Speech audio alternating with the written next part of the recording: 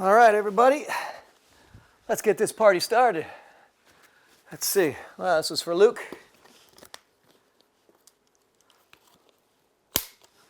There we go. Looks like you're working. You're working.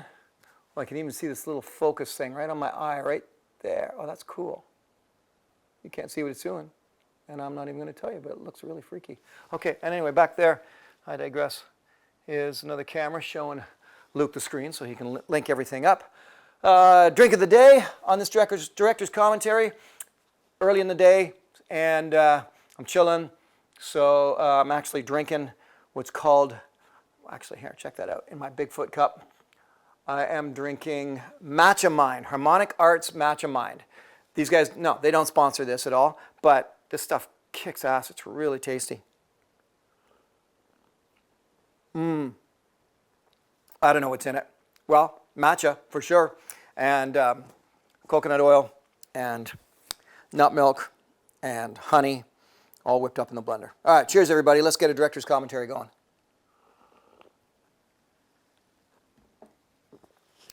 Oh, that's hot.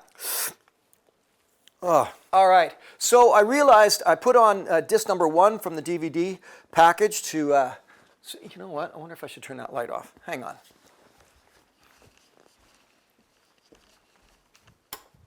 How's that look?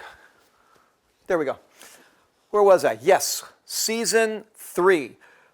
Well, by the way, technically speaking, I never considered any of the Survivorman episodes belonging to a particular season. Of course, I'm just being caught up in semantics here, but for me, it was more a matter of either I was filming the series or I wasn't filming the series. And because it didn't, this show, filming this, didn't operate like a usual TV series being filmed would operate, like lock it in, do this, get done, and get out again. We had to play that off of my body, how I was feeling, the locations in terms of the time of year, weather, all that sort of stuff. It was always very tricky filming Survivorman and dancing around, all of that. Everything else that came along after and all the other, you know, all the other survival shows, I mean, they just base it on the production.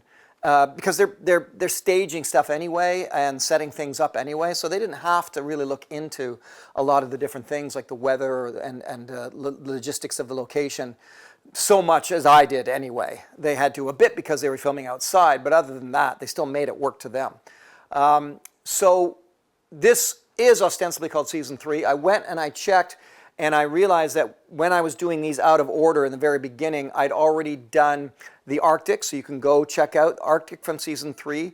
Is done, as well as I saw that I did the Colorado Rockies as well, the one on horseback, that's done. And the last one that I just did was in Sierra Nevada with the search and rescue. So coming up here, I've got episode 4, Temagami Forest, Australian Outback, and Papua New Guinea. So I think what I'll do, just in case I can get Bushman Bob up here to do the Temagami Forest with me, I think I'll jump right into the Australian Outback. Why don't we do that? All right, guys, so this is Director's Commentary, Australian Outback, Season 3 Survivorman. You and I just hanging out, and I don't have anything else to say. Let's just enjoy this. Oops, I just clicked on Temagami Forest. You know what? Hang on. Pause. I already pressed play on Temagami Forest, so forget it. It's not Australian Outback. And Bushman Bob, you snooze, you lose. You're busy. You can't be up here. So instead, although I'm actually taking Bushman Bob out on a mandate next week. Yes, that's right. I'm taking him to see the final Elton John concert. And then the next night after that, I'm going by myself to see Pearl Jam. Never seen them before. So 2 concerts in a row in Toronto next week, which won't matter when you watch this, because you could be watching this and it could be years after. But in any event, you don't care. But that's what's happening. Right now what's happening, let's get into the Temagami hunting episode with me and RJW, Beanie, Bob Wilson, also known as Bushman Bob. Let's do this. This time on Survivorman, I've decided to bring my longtime friend, Bob Wilson. Bob's not experienced in survival, but he's been hunting and fishing for years, and the reality is that it's much safer to head out for hunting with a partner than it is alone. There will no doubt be as many pros as there are cons when it comes to surviving as two.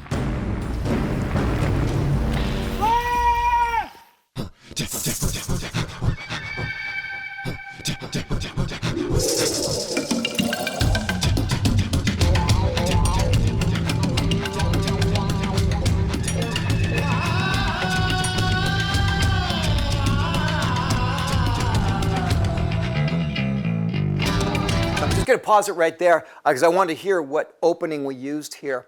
So I guess not. I guess it's not yet. I guess it's not until season 4 where I updated this theme song. And you guys have heard me tell the story about this theme song many times. I recorded it by myself in my basement, just me. The bass guitar riff, that's me. The electric guitar.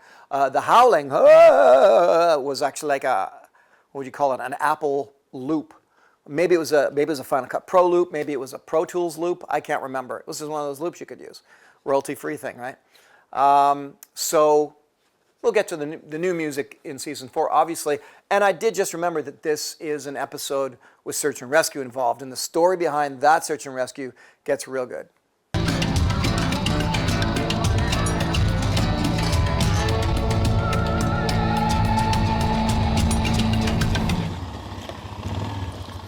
When summer fades and the cooler temperatures take over, one activity over all the others heats up in a fever of intensity.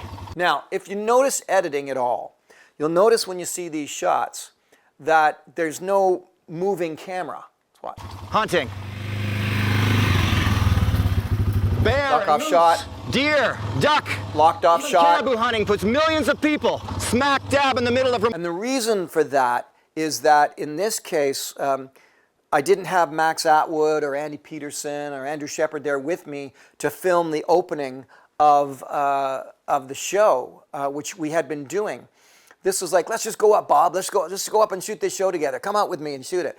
And to be totally honest, you know, really the reason why was it had now been a couple of years of doing this. There had been all of the stuff that went down with the other shows that came along and all of that mess. And, you know, I was in a mood where I want to start having some fun. Man, I just want to have fun doing this, you know. I want to teach what I teach, show what I show. And it just made sense to me. Look, every Survivorman episode that I've ever filmed had to be, for the most part, based around some kind of scenario that could actually happen. And so this was like, well, can two guys go hunting, starting out on ATV, going off to different sections of the woods, get separated, get lost, find each other, and be stuck in a survival situation because they can't find their way out, and then search and rescue be called to find them? Yes, all that can happen. And has happened. So that was a scenario that I wanted to set forth. A little story on this ATV in a second. Remote wilderness every year. And every year, hunters occupy the highest statistic of lost victims.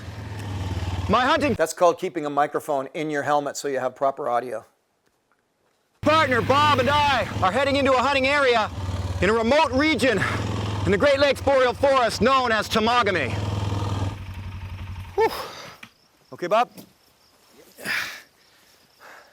And this is where we'll stay. Without food, no camera crew, and very few supplies. Just the two of us, surviving for a week in Northern Ontario. Northern Ontario attracts thousands of hunters every year, and Temagami is classic boreal and Great Lakes forest with unmatched beauty. But it's vast and would be a tough place to be lost in. I'm giving Bob a few quick tips on how he can film himself while in the wild.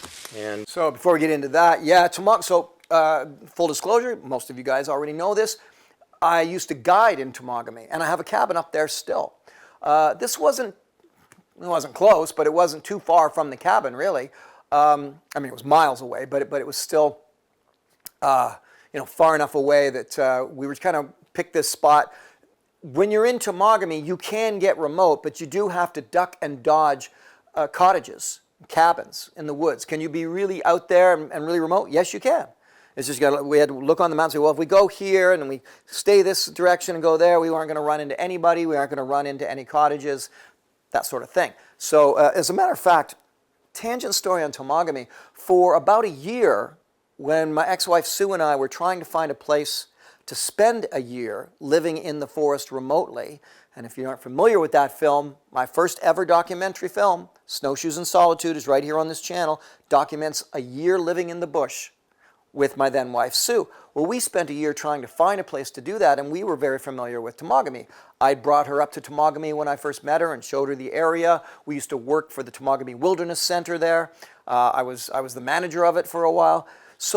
And we guided together. So we knew Temagami very well, and we tried hard to find a place we could plop ourselves down in one spot, one location, and be remote and alone for the whole year. This is the dream, right? This is like one of those romantic Henry David Thoreau type dreams.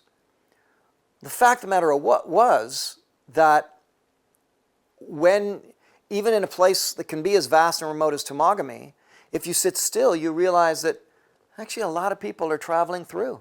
You know, if we stayed put for any one place for longer than a week, we'd see canoes going by, you know, or maybe it was a major hunting area. Which is why in the end we ended up going up and spending that year up in Wabakimi Provincial Park. It wasn't actually the park when we were up there. It was just vast crown land, as we call it, because there we could find an area. But even then it took some work to find a place on a lake we could hide, so to speak, and spend a whole year without seeing anybody. It really didn't happen in Temagami. It was too bad. I really wanted it to happen in Temagami. So, a little word on that ATV that we saw in the opening spots there. Let me just go back to it. Hang on. In a remote region in the Great Lakes Boreal Forest known as Temagami. So that, hidden by the trees there, that ATV, that ended up, in this business, you know, of filmmaking, I don't know why I'm going to even go down this tangent. You probably don't care. But it's a funny thing. When you're nobody and you're just trying to do adventure films and this and that, sponsorship is everything. And, you know, you try to get free clothing. I mean, in the beginning, I used to get free clothing from Mountain Equipment Co-op and free gear. Maybe it's a canoe to do an adventure. And although I could tangent all over the place with this, and I do remember someone who I hugely respect named Wendy Grader, who runs and ran Black Feather Wilderness Adventures, whom I was a guide for many years, said to me one time, I don't understand why everybody has to always pick a charity to be incorporated into their journey into the Arctic. Why don't they just do it of their own accord? And I really kind of agreed with her. A lot of young people think, oh, I'll attach it to, you know, certain charity or disease or something like that, and that way I'll get people to support. All we really want when we're 22 years old, we want to do that, we just want free stuff. We want free stuff so we can go have a free adventure. You know, so I'm really tangenting here, but anyway, back to the stuff. So you start that way, and it is helpful. You know, I won't say it's not helpful. I got stuff. Jack Wolfskin sponsored me for a long time, tons of gear, just to make adventure films, you know. But I didn't do it under the guise of any charity ever. So then you move into the next phase where now there's a budget. And in this case, you know, we now, let's see, season 3. Oh, I've told this to people before. I'm not shy about it at all. I don't mind telling you. When I first, here's the quick rundown. Are you ready for this? In 2001, when I started doing the pilots, the first pilot, I was given $11,000 for the year. That's it, to live on, to make a pilot. That's it. Next time around for the winter version, $17,000. Woohoo, we're laughing now. When I signed the series season 1, $28,000 per episode. Then when Steve Burns, God bless him, and the Science Channel and Discovery jumped on it for the United States, it jumped to $80,000 an episode. This is season 3. So I don't remember what we were for season 3, but we were substantially more than $80,000, which meant that now if we needed an ATV that we could use for a show like this, we just bought it. But my deal was always this. Look, if we're going to buy that, you know, it's not going to go to the production company at the end. It's going to stay with me. And that became, those are the perks that happen when you do work in film. And I remember, I'm remembered of something right now. I'm reminded of something right now. Richard Starkey, Ringo Starr, he talks about this, about, you know, when, you know, he's just starting out and he really needs drums. Nobody will give him anything. Then he becomes a big star with the Beatles and people just send him, you know, a drum kit a week. And that's always the way it works. Once you've got the money, you don't need the stuff anymore. But in this case, another small tangent, season 3 Survivorman, let's see, shooting this, I was just about to finally come into my own financially. And that's another long story I will talk about in more life motivation videos I'm going to be doing. By the way, when I do my Survivorman training videos, that is coming. So I learned how to push and ask and say, hey, I remember it was Dave Brady. Dave and I talked, I said, listen, we're buying this ATV. It's living at my house. It's going to be in my name when this is all said and done. So anyway, the moral of that story is I still have that quad bike. That's what I'm trying to get to. I still have it. I still love it. And Rick, my maintenance man, still uses it to plow the snow on my driveway when I'm not here. All right. That was a really long, unnecessary tangent. I probably just bored Luke, my editor, to death. Sorry, Luke. Let's get into this again. Okay, Bob? And this is where we'll stay. Without food, no camera crew, and very few supplies. Just the two of us, surviving for a week in Northern Ontario. Northern Ontario attracts thousands of hunters every year, and Temagami is classic boreal and Great Lakes forest with unmatched beauty. But it's vast and would be a tough place to be lost in. I'm giving Bob a few quick tips on how he can film himself while in the wild. And yeah, you can see it now, right? Yeah. 3 shots. All right. Okay. The camera crew's actually already left, and now Bob is also leaving. He's heading in deep. I'm not sure why I even said the camera crew's already left, because I think that was like force of habit of doing these shows, because I'm pretty sure Max wasn't there and we shot our own beginning. But there was a crew coming because we had the whole search and rescue thing about to happen, so it must have just been on my mind. Huh, funny. Oh, that's a Columbia shirt. I think I've told this story before about the Columbia endorsement. You'll have to see it. It's on another director's commentary. What a big kerfuffle that was. Is that a word, kerfuffle? See if he can find himself a good spot to set up a tree stand. As for me, I'm going to hop on the bike and go in a lot farther down on an established trail and then hike in from there until I can find a spot where I can set up my own blind.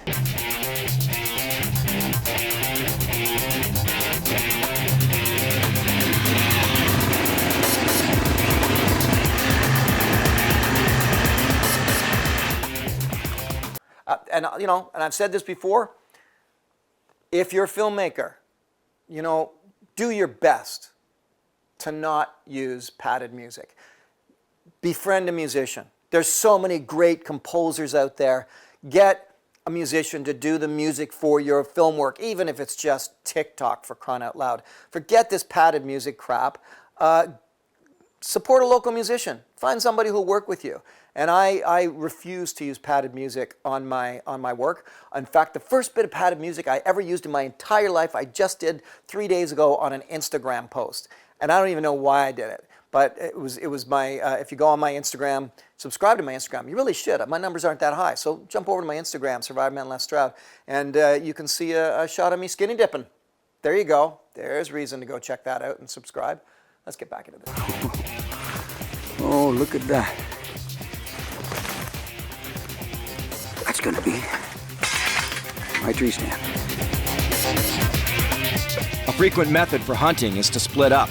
You stand a better chance of spotting game or maneuvering game into the sights of your partner's rifle. Yet this is also how hunters often get lost. The split up leaves survival gear and food with only one person.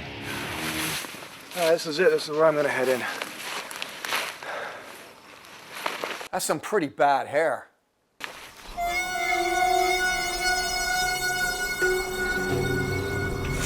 Now that little sing would have been Peter Cleish's music. I can tell by the harmonica.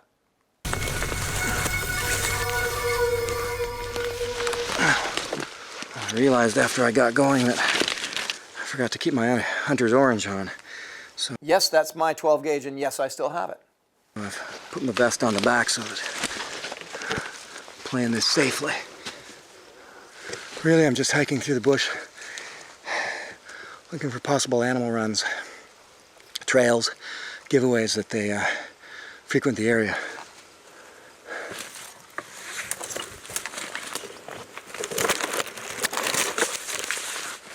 It's starting to look good, actually. Say, one of the advantages of working with someone else, i.e. in this case Bob, is knowing that they're probably getting content as well. I'll tell you, that really took a weight off my shoulders. Whenever I was doing the search and rescue episodes or had Bob with me or my son Logan, same thing with filming Wild Harvest now. It's all so much easier than filming Survivorman alone. Man, just one other person doing something, I'm like, oh, thank goodness. They're probably going to have 4 minutes of content we can use, and that's 4 minutes less footage that I have to really work hard to get. It was definitely a blessing. I mean, it's just different. I mean, I think like Survivorman had such a unique thrill for me, because you have that feeling, because it's true. Like, I mean, you're out there, you're in the elements, you're in some ways you're surviving along, you know, with yourself, right? I mean, in a much different way, but you know, you're sleeping out on a rock, you know, I'm sleeping on the ground, I'm in a tent, but you know, I think that camaraderie, when we're all going through we're all struggling through it, I think it's just such a unique thing, you know, it's just such a unique production. I'm gonna put the camera down and just keep hiking. Got cameras to carry anyway. Make my way in so I can find a nice spot where I can sit down, find a runway.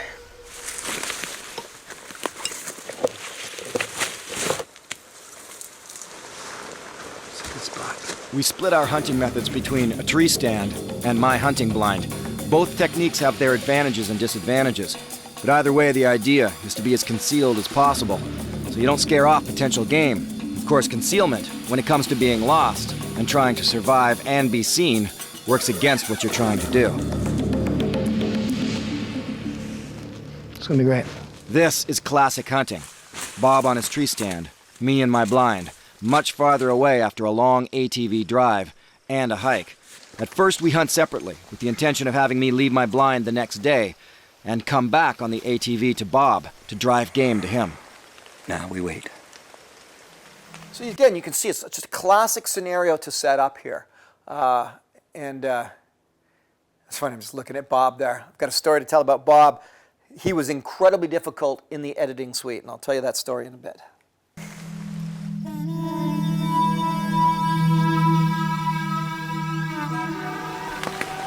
Going to be a little bit of work here, because the night has fallen and I still don't really have a place to sleep. I feel sorry for Bob. I don't even know what he has for rain gear at this point. Never even asked him. My little blind here, it's got me out of the rain easily. I mean, it leaks all over because it's not meant to be a tent, but at least I'm protected from most of the rain. But for Bob, I don't know, man. He's just gonna have to sit underneath something and make it through the night. Well, if he gets hit really hard with the rain and he hasn't got himself protected, he could end up hypothermic.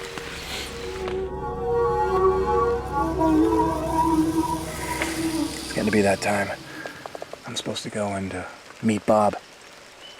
I think I'll head off, get on the bike, and make my way back to him. So the idea here was that I'm supposed to make my way back to the bike. Problem. I set waypoints with my GPS for where the bike is. Batteries are dead.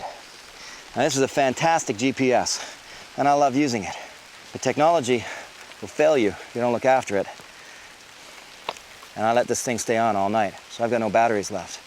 So without a blazed trail into here, finding my way to Bob could end up being brutal. And it could be dicey whether or not I even make it to him today or not.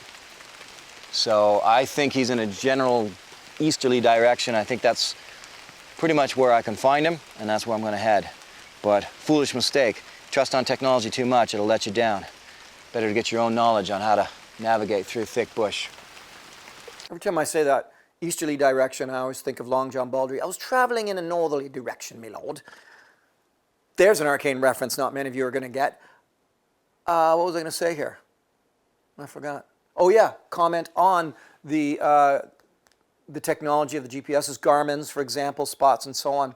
I'm a consultant and I work with, as a volunteer as well, for search and rescue. And thankfully, in truth, a lot fewer people are getting lost now because they have the inReaches. For example, I have the mini inReach. And just the same, if it's not set up right, if it's not marked right, if the battery dies, if you left it on, if you lose it, right? So technology has its limitations, but I highly recommend that you pick yourself up something along the lines of a mini inReach. They don't sponsor me, but I'm just saying I love them. And for search and rescue, I have a Garmin a Garmin GPS unit that we all lock in together. Everybody in the search and rescue crew locks in together. Plus, you plug it in when we get back to base. It goes right in the computer. They can see where we searched, and then they overlay all those searches. So the units are great. If you don't have one and you want to do hunting, fishing, remote hiking, whatever it is you do out in the wilderness, get yourself one. You'll thank me for it. Here comes the rain. People rely far too much on technology. I'll adopt the role of a classic hunter who doesn't feel the need to look around or blaze a proper trail, putting all my trust into technology when all along it can easily fail. I've walked many miles from where I left the quad bike without blazing a single tree, so my assumption is that it'll be easier for me to find Bob through this thick northern bush than to find the bike. I know better, of course, but allowing my GPS batteries to die and finding Bob will force the issue of surviving out here. Something's amiss. The day's wearing on here and I've still got no lunch. I don't hear that quad running. Something's not right.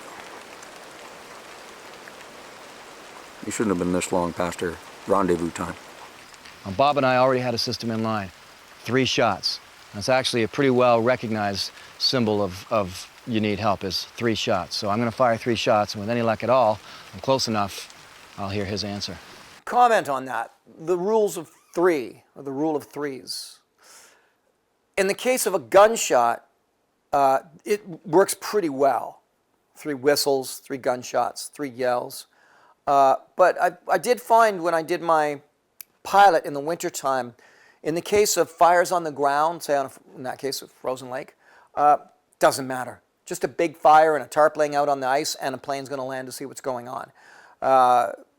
It's because it's something different is happening down there, and it's going to concern them, or they're at the very least they're going to radio it in. Because trying to do 3 fires, which I've seen in some books, is brutal. It's incredibly difficult and hard work, but a little different when it comes to sound versus what you see in 3s.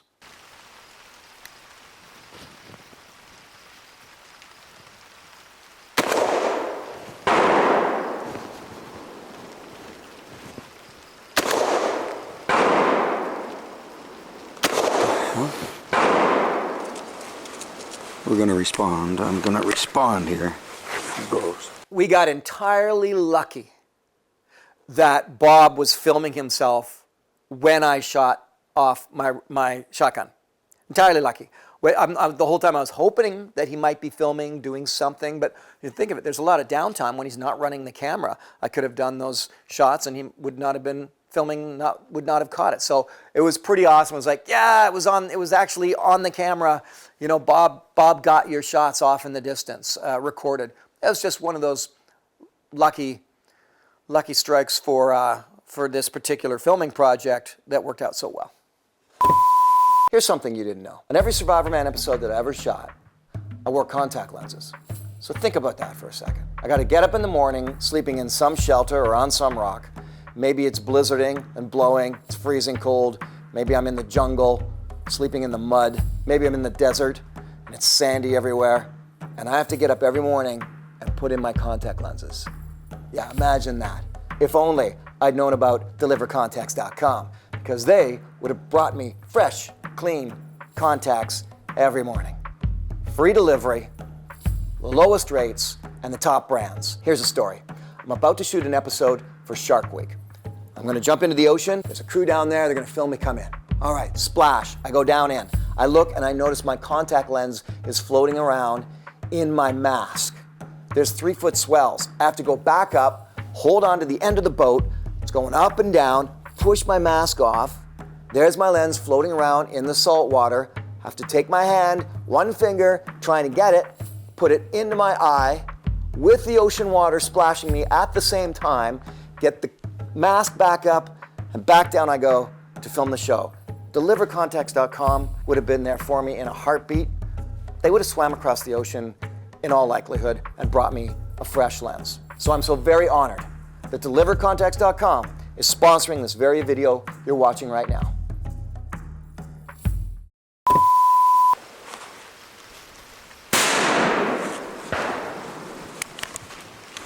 All right. Hopefully you heard that. Awesome. I'm just over a hill here, so he's got to be just that way. All right. That's surviving. That is good communication. And that feels amazing. Can you imagine being lost, but then you hear the shot, and you know it's the people you're trying to get to, your rescue, if you will. It's even there, you see me give that little giggles because you don't know what's going to work, even though I'm there to film a TV show. And I could quit and, say, let's just walk out of here kind of thing. Still, there's an excitement of being found, and that becomes tenfold when the search and rescue starts. That's good news.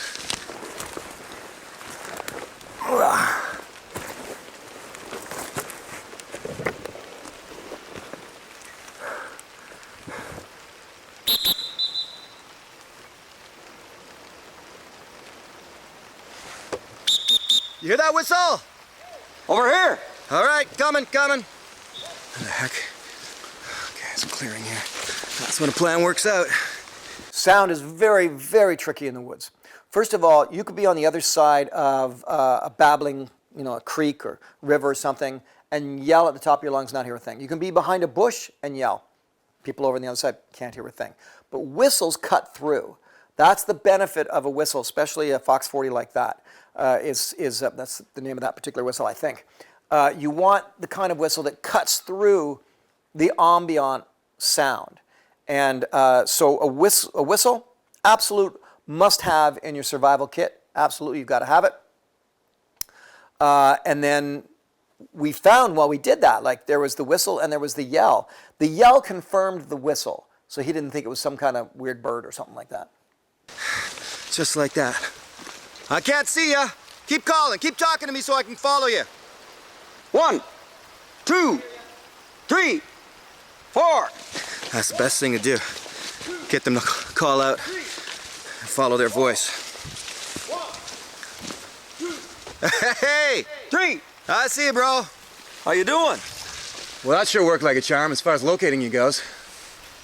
All right, so bottom line now is Bob is gonna come down from the tree stand and this is it. We either make our stand and survive here or we move on to what we might think is more fertile grounds, but instead of going home, we're here to survive.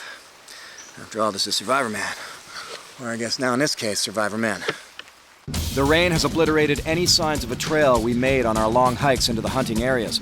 Our job now is to push our way through the bush and try to survive in it. I'm sure there will be advantages to having two people in a survival situation, but there will be disadvantages too. The best part, however, will likely be that our energy will be higher due to the camaraderie and the psychological support we can offer each other. The danger will be pushing ourselves too hard due to pride or simple lack of respect for our situation.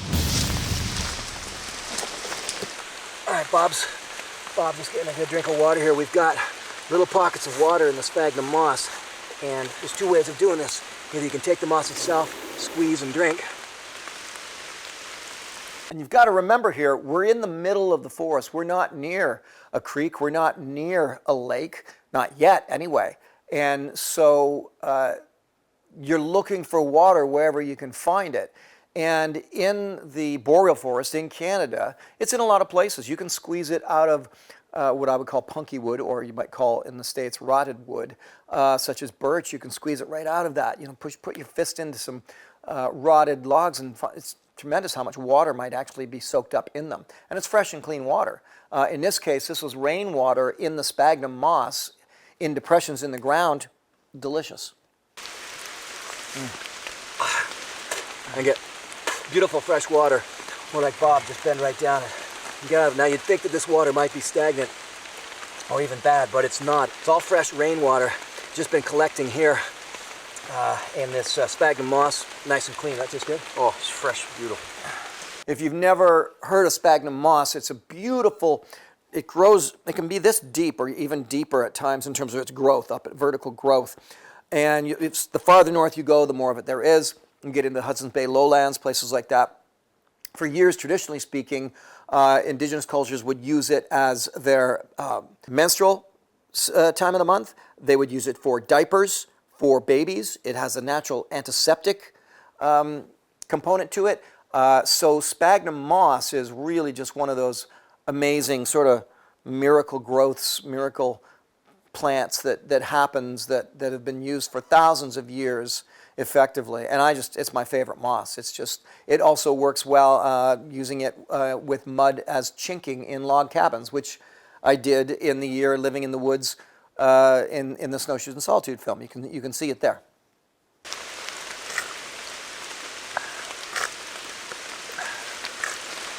That's good stuff.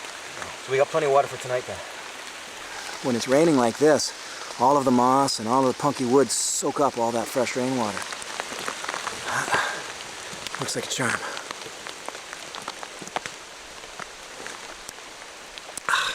Fresh water. Here's one of those cases where something that looks really juicy and worthwhile to eat ends up actually being poisonous. Right here. Clintonia borealis. Clintonia borealis. He's right. And you'd think of this little guy be nice and juicy.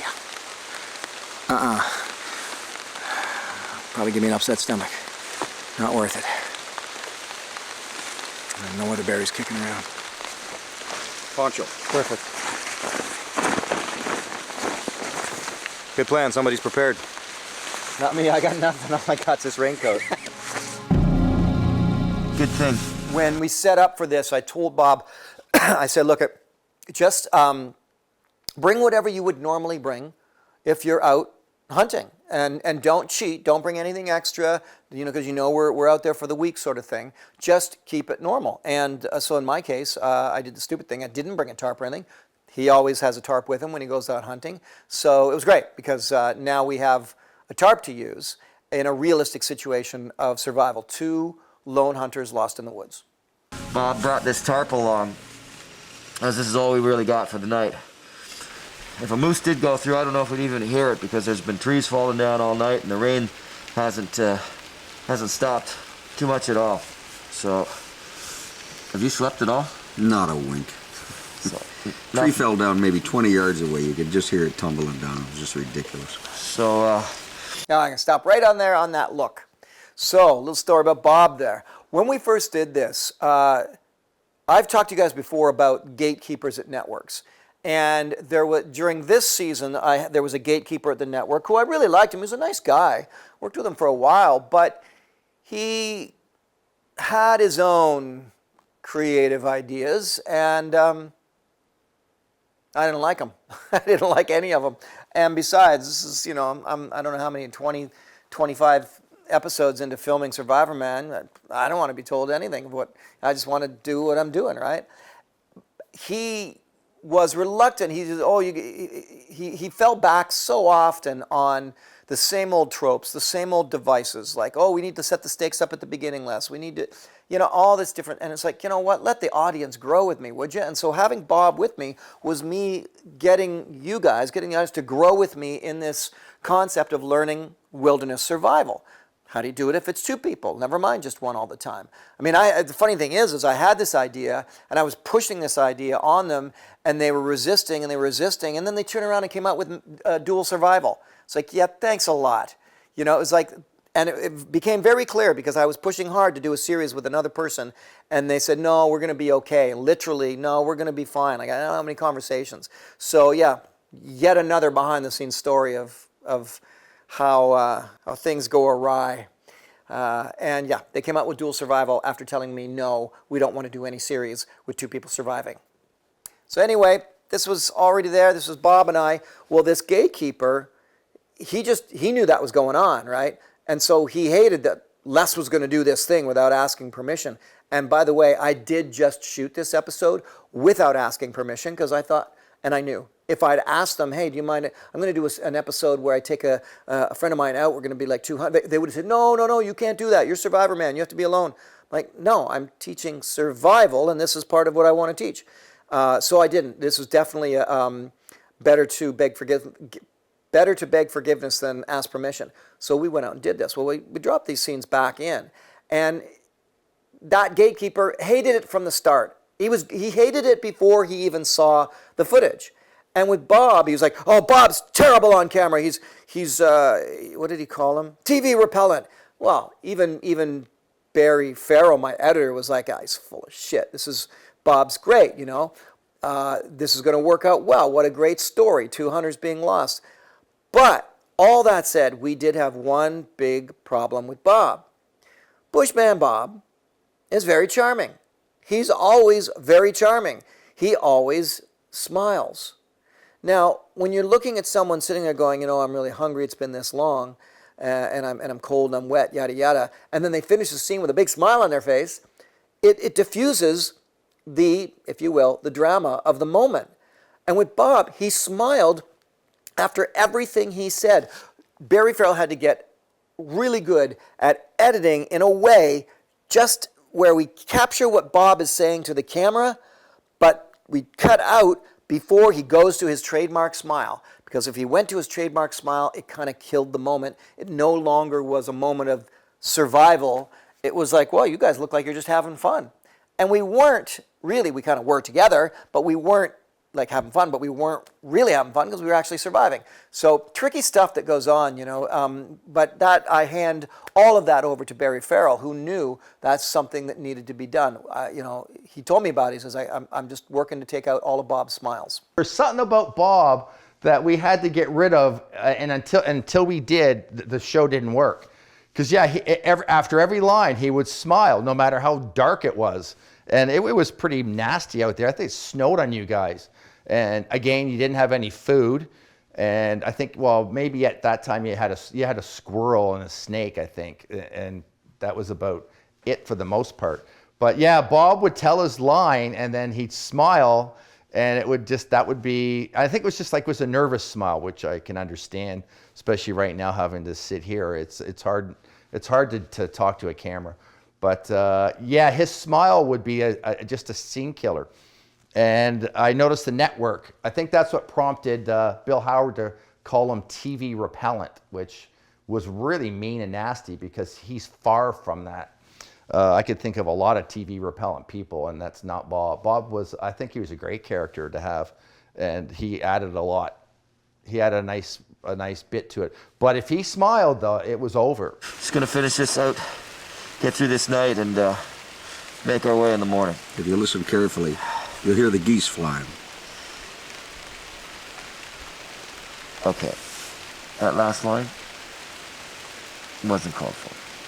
I will finish the scene. When I finish the scene is over. I like that line. You can hear the geese flying. When I finish the scene is over. Okay, let's watch that again because this one scene, boy, did I take a lot of flack from you guys on this. So here we go. Let's go back to it. We're under the tarp. Make our way in the morning. If you listen carefully. Hang on. Let me go back a little bit more. We're under the tarp. It's pouring rain. We're apprising you of the situation. Les is you doing could just most hear of it the talking. tumbling down. It was just ridiculous. Okay. So, just gonna finish this out, get through this night, and make our way in the morning. If you listen carefully. And what I wanted the scene to end on and make our way in the morning. Cut. That's what I wanted. But no. Bob jumps in with this. Carefully, you'll hear the geese flying. Now watch my eyes. Did you notice my eyes squint? I always remember seeing it as like, my eyes squint because I'm like, he just ruined my ending. So I thought, well, what the heck? Okay, that last line wasn't called for. I will finish the scene. When I finish the scene is over. I like that line. You can hear the geese flying. When I finish the scene is over. With the day starting off, People would get so upset, like, I think you treat Bob really poorly. Guys, he's like my best friend for the last almost 30 years. I'm sorry for everybody overly sensitive, but it's what typical, normal, dumbass guys do. We rip on each other all the time. It's what we do. You grow up that way. Is it hurtful? Sometimes, yeah. Have I been hurt? Sometimes, yeah.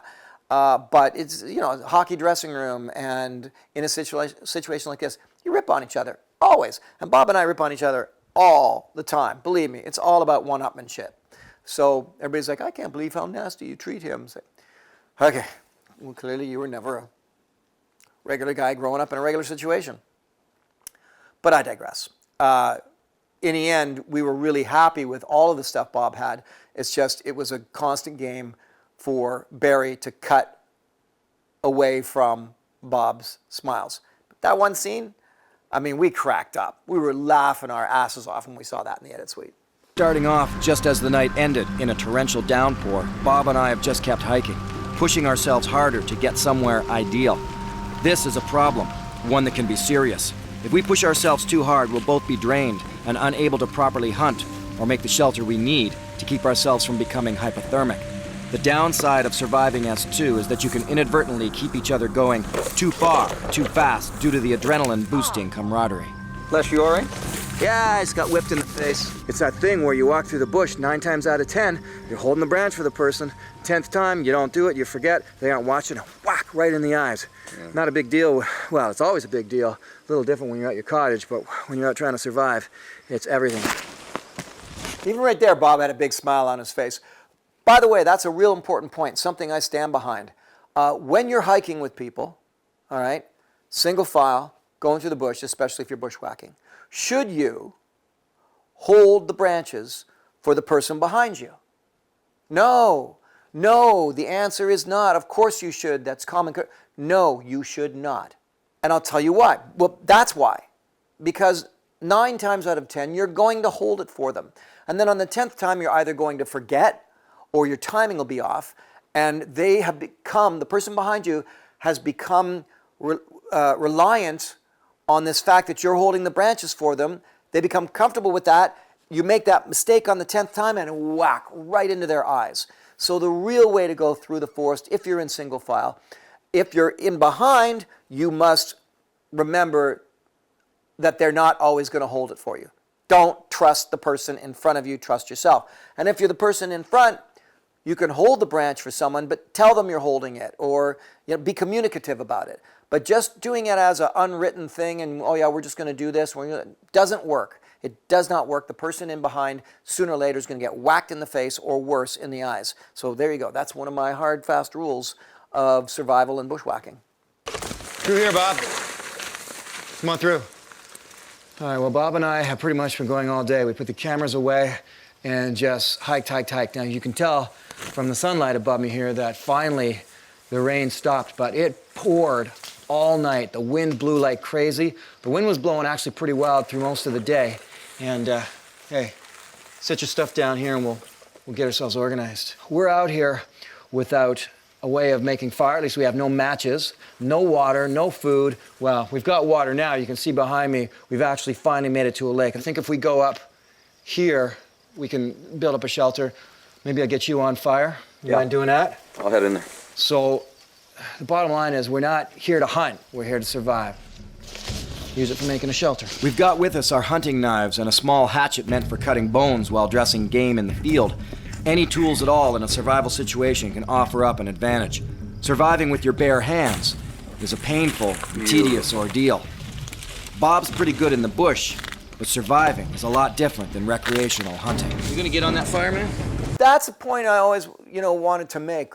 Survival, not recreational survival, actual survival, and recreational hunting, hiking, fishing, whatever. 2 different worlds entirely. And a lot of people, I remember doing fire demonstrations at places like the Toronto Sportsman Show. And someone would be standing there and they'd say, yeah, I've had this flint striker on my belt for years. I never go into the bush without it. And I go, oh, really? Have you ever used it? And they'll see this blank look come over their face. Well, no, I haven't. Like, can you show me right now how to use it? No, I can't.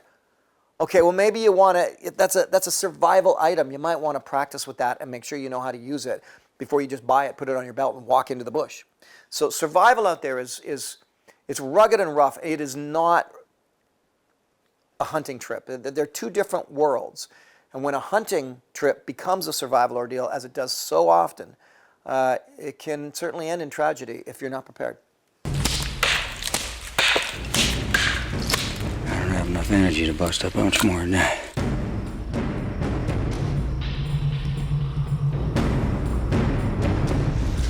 All of that interim footage that we're seeing there, the time lapse, was probably shot by, I want to say, likely Max Atwood.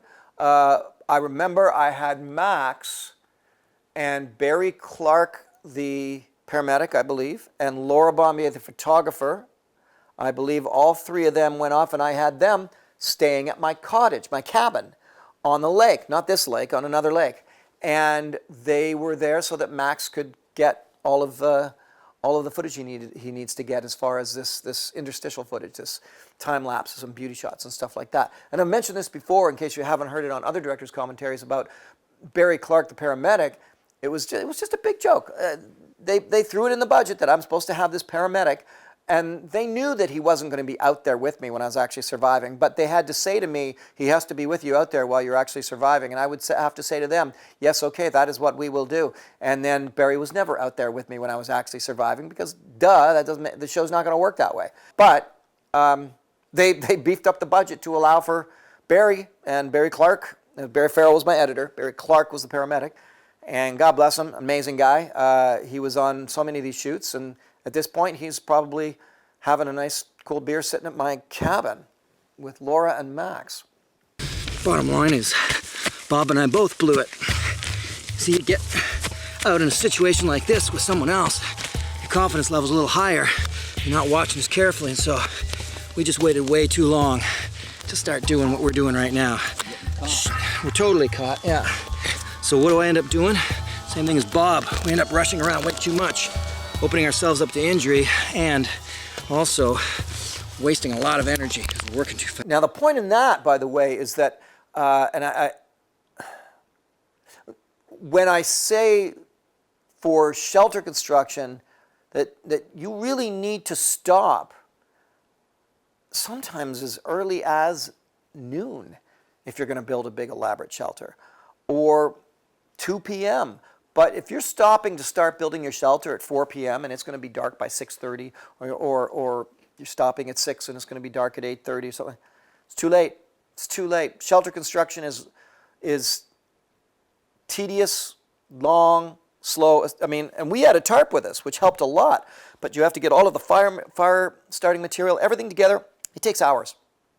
And so if your game in recreational survival is shelter construction and an awesome fire, you need pretty much all day. You're not traveling for 8 hours and then starting to build your shelter. Don't plan on that.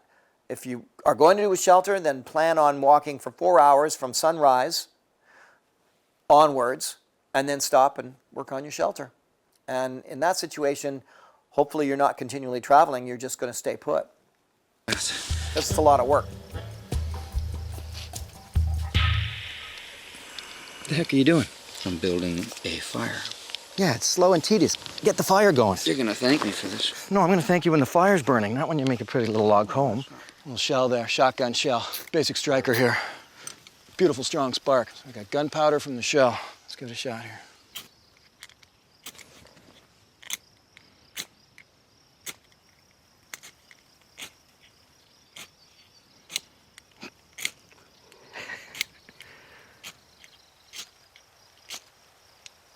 There we go, there we go, there we go! Hey! Bingo! I've never seen him do this before, so I didn't know if he could or not. Man, it always feels good when you feel flame. That's great. Yeah, there's something The warmth of a flame, huh? But tomorrow, I mean, we can drink water all we want here, but we need some food, so tomorrow is our chance to really go at it and try and find some food around here. I actually felt really good for Bob because, you know, again, he's a hunter and a fisherman, but he's not a survival instructor or, you know, so still a lot of this stuff, I mean, there's the familiarity for him being in the wilderness and being out overnight because of his duck hunting and so on, but the survival side of it was new for him. So lighting a fire like that, he's never needed to do that before. So actually it felt really good watching him get it.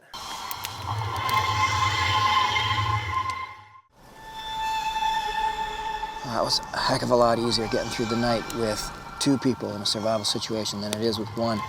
Normally, I'd feed the fire and then I'd fall asleep. Bob was able to keep the fire going nice and warm, so I was just out and snoring. And then he'd wake me up a couple hours later and I'd keep the fire going, and he'd fall asleep and be snoring. So what a phenomenal advantage it is to not be alone in a survival situation. We're not going to move today. We're going to stay put, work on seeing if we can catch anything, get some food in our systems before we move on.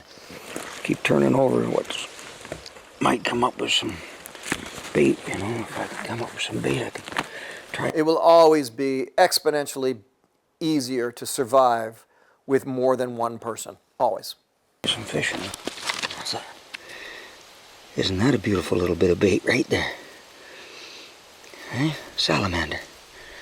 We got lucky with that. I'm going to see if I can find anything else. Look at that.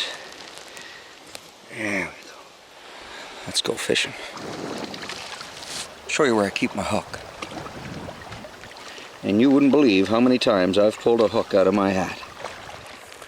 This is a good deal here. I've been walking along through the bush, just looking for places that I can set some snares, and I found a plant that I was not expecting to find at all. Wild cucumber. Sweet. And there's a small patch of it here. Actually, I didn't even think it grew this far north, but now that I know that it's here, I'll keep my eyes wide open for it.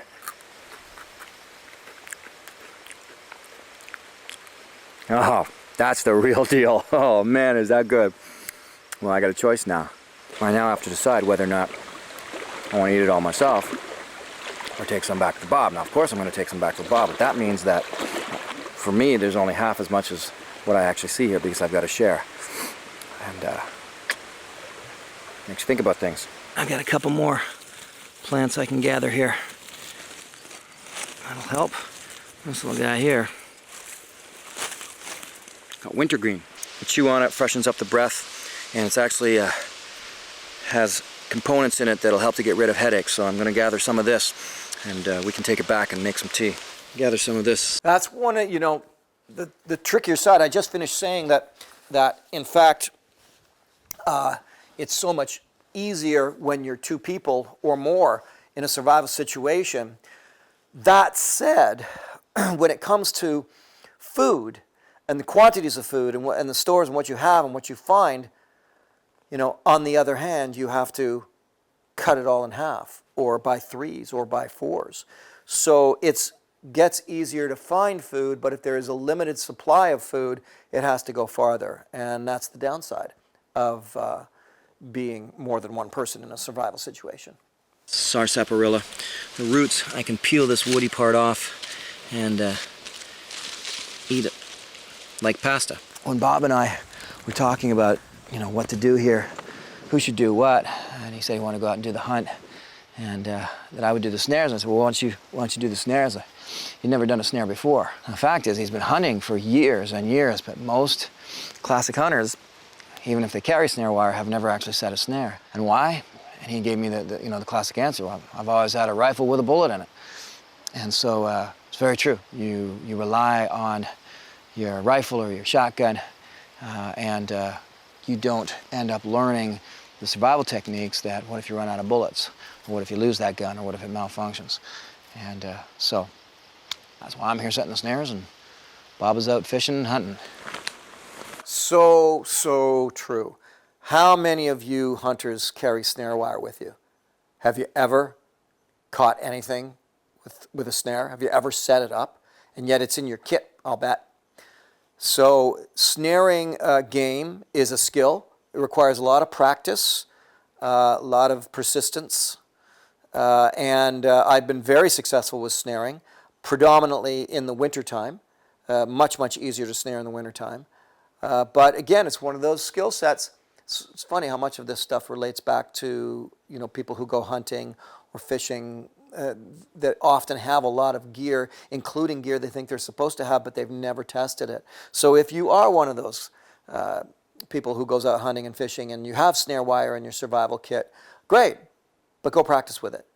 And my prediction is you'll find that you will have very little success, if any at all, in the warm months. But if you can practice with snowshoe hare anywhere, that's the easiest animal to snare, I find, is snowshoe hare. And I'm talking the small type snares that you get. I'm talking about Canada right now. I mean, there's lots of different variations on how to snare an animal. You can snare a moose, for goodness sakes. But you're likely going to have the small gold wire. So squirrels, I find, are easier with deadfalls, and rabbits are easier with snares. Not rabbits, snowshoe hares. Same diff, sort of, almost kind of, but sort of, but not really. That's good.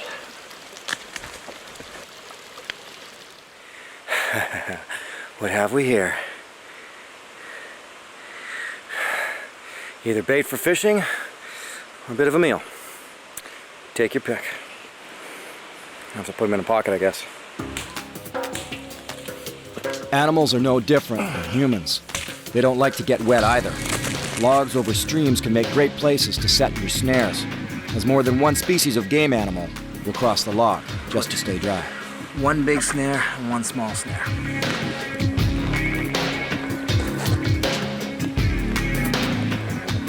The thing I love about snaring is that it works when you're not. Okay. I had to turn this on after I quickly jumped because I just got myself a little snake. It's not much, it's not a big one, but still, it's a meal. Best way to kill him, just whack the head. Okay, pretty much done. There we are. Now, one way to do this works especially well with bigger snakes. By the way, that little knot that's happening, what I've researched or read is that is sort of, how would you say it? Almost like energy left over in the muscles. The muscles are doing also, the snake is dead, but the muscles continue to contract, doing all sorts of twisty things like this. Hey everyone, allow me to interrupt myself. I don't really like hawking merchandise and swag, but you guys do ask all the time where you can get certain items. For example, check this out, Hennessy hammock. I put a lot of time and effort into designing this hammock with Hennessy. It's their top hammock. It's an amazing, beautiful, comfortable hammock to enjoy for all of your adventures out there, so just check it out. It's got a full-size tarp, which was a big thing for me. It's got insulation, and I love it. So I've got the Hennessy hammocks. Of course, for years I've been in a phenomenal relationship with Hella of Norway, Hella Knives. And this is our signature knife, of course, the Temagami. These knives are handmade. In fact, I've been there to this very ancient factory where I don't know how many, it's well over 100 years that they've been operating, and every single handle is handmade. All of the grinding, everything is done by hand. And these knives are absolutely beautiful. I also now have a brand new relationship, and you will see these items, new foraging tools that I'm designing with LT Wright Knives out of Ohio. And also, Chef Paul Rogalski of Wild Harvest has the signature Chef Paul Rogalski kitchen knife collection. Those are a big thrill to me, to have these beautiful items that we spent years designing, and I still have them available for you. However, if you want to go more the route of just enjoying the Survivorman legacy, if you will, then of course, go to my website, lestroud.ca, go to the shop page. Right there, you've got everything. All the swag, all the merch, such as my manual on survival. This is, if you want to get into survival, this book is meant to be a way to walk you through step by step, because I deal a lot more with concepts than I do with specifics, because that's really important. Once you understand the concepts of fire by friction, for example, you can do it depending on where you are, because I can't give you the advice on how to do it here in Canada and hope that it's also going to work down in the jungle. Things are different. So I've always been very proud of this book, Survive. So that is my survival manual. Also, if you weren't aware, I've got the book Will to Live. I wrote this book well, it's kind of for a lot of fun. I took my 10 favorite survival stories, such as Chris McCandless Into the Wild or the Robertson family and the life raft, and I basically dissect them with this book. I tear apart the story, I go through everything, and I even give them a little bit of a grade on how I thought they did. So I really enjoyed writing this book. It's a real easy read, it's a fast read, but I think there's a lot of insight there for you into all of these different examples of people who have either survived or perished. Speaking of books, so honored, so thrilled, so proud that Wild Outside, my first children's book, has won the Yellow Cedar Award, Best Nonfiction Children's Book in Canada for ages 7 to 14. I tell stories from Survivorman, lessons learned during those expeditions and adventures, and there are even activities they can do in the out of doors. So there you go. My new book, my children's book, Wild Outside, Around the World with Survivorman, has just won the Yellow Cedar Award, and I'm up for another award yet. And in keeping with stuff that's going on right now, we are also up for an award for our Season 1 recipe book from the series Wild Harvest. And if you've never caught the series Wild Harvest, check this out. Beautiful little rainbow. Dinner. This perhaps is the most incredible kitchen scenario I've ever had. When you start getting involved in local foraging and bringing the ingredients home and playing with them in the kitchen, can you create a dish where the domestic ingredients don't overshadow the wild ingredients? Hey there. Oh, go on. Now the job's getting fun. This dish is a showcase of how great these foraged ingredients come together. It's the best when it's its own flavor. When you're making something with a wild edible, you're nailing it and not losing the wild flavor. Sometimes it is about the ingredients. Tell me that doesn't look awesome. 2 seasons right now, 26 episodes. In the United States, it's on PBS stations. You can also get it on this YouTube channel. In Canada, Cottage Life TV. In Sweden and Norway, on Matt Canalan. It's on National Geographic. Asia, which includes China and India. So my Wild Harvest series is playing around the world now, and we, with every single season, create a recipe book based on the recipes that we show you in the actual shows themselves. So that's Wild Harvest, and of course, if you want the DVD, you can get that on this website as well, lesstroud.ca. And let's not forget too, that I'm a musician. The CDs themselves are available on the website. The next release will be the re-release of the Mother Earth album on vinyl. But go on Spotify, Apple Music, wherever you listen to music, or on my website. You can go to the shop page, you can pick up all of my CDs. This is the last one. This is my 20th anniversary selection. Check it out. Every film I've ever made, 76 films in all of the Survivorman, Bigfoot, Beyond Survival, music documentaries, one-off films such as the award-winning La Loche about the school shooting up in Canada and a healing canoe trip. This is my 20th anniversary, 76 films. And people that have picked this up have raved about it. And I'm really proud that I can say I've got 20 years of anything, to be honest with you. That's available for you as well on that Les Stroud shop page. Okay, that's me hawking my stuff. Back to the video.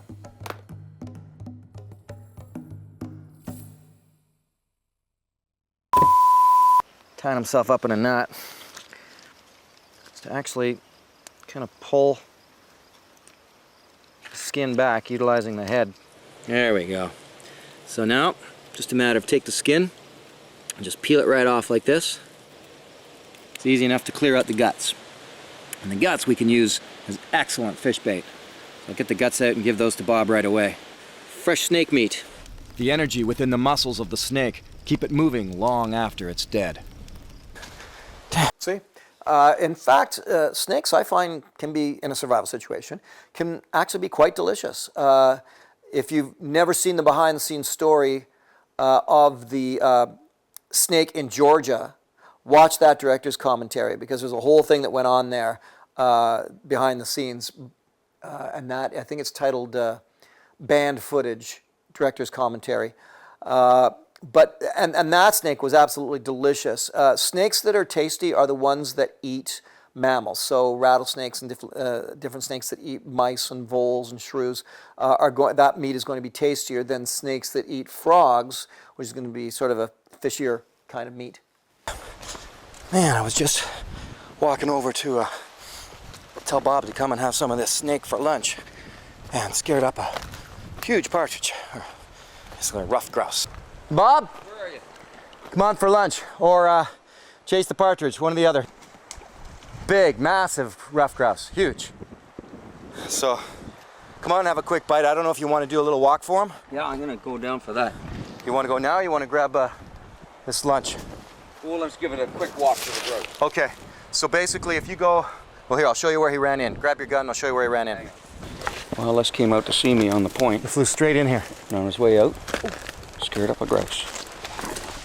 So, straight in there. I'm gonna try my luck. I'm gonna go load up just in case he comes back this way. If you can get circle around him and bring him back this way, then there's two of us that get a chance, right? Yeah. Okay, so Bob's going in after the grouse. I'm going in after the grouse. I'm coming along the shore. I'm gonna wait here till you come through. That's the first bit of wildlife we've seen. Should have known better.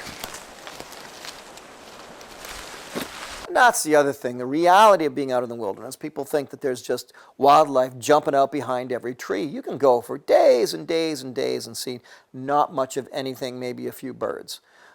So, you know, when you do see wildlife at any kind of wilderness setting, it's an amazing, wonderful thing. Did you see him clear? Oh, huge grouse. I mean, he was 20 feet in front of me. Oh my goodness. You know, off he goes. Yeah.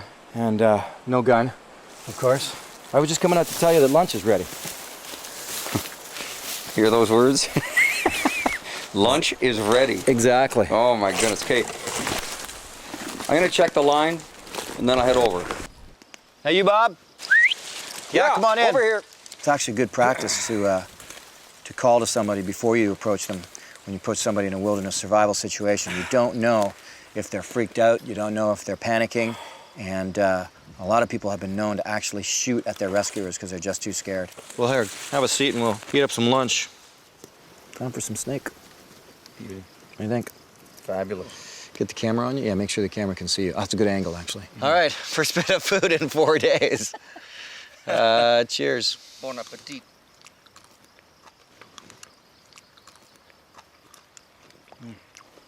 Well, it's better nutrients anyway. This, my friend, is very rare, hard to find. Wild cucumber. Pop one in your mouth. Oh my goodness. That's Isn't that fabulous. good? Oh yeah.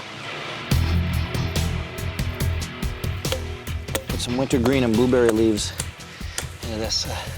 That's the thing about wild edible plants. You see, if you can be in a survival situation and just keep adding, making especially herbal teas, constantly drinking water, constantly making herbal tea. You should be drinking water all the time. If you're not drinking water, you should be drinking water. It just should be constant. And so what a better way to do it than also get some nutrients in by utilizing blueberry leaves and wintergreen leaves and bramble leaves and spruce needles and so on. Just constantly drinking water in any survival situation. Remaining very well hydrated is vital and important. So here we have this situation where it's 2 hunters. Now it's been a couple of days. We haven't had hardly anything to eat. We're out of food, a little bit of snake there, a little bit of wild cucumber, and lethargy kicks in really hard in these situations. You just become slower. Even with 2 people, you still become much slower at what you're doing. And you have to stay on the ball. Cup right now. Might as well get some tea brewing. Well, Bob hunts and I try to bolster up the shelter a bit. I've fished my whole life. I have given them every opportunity. Salamanders, slug, frog, snake guts. And I can't catch one fish. What's up? All day, Bob has tried to catch a fish with no luck at all. Finally, someone else shares in my frustration of trying to catch fish without full fishing tackle.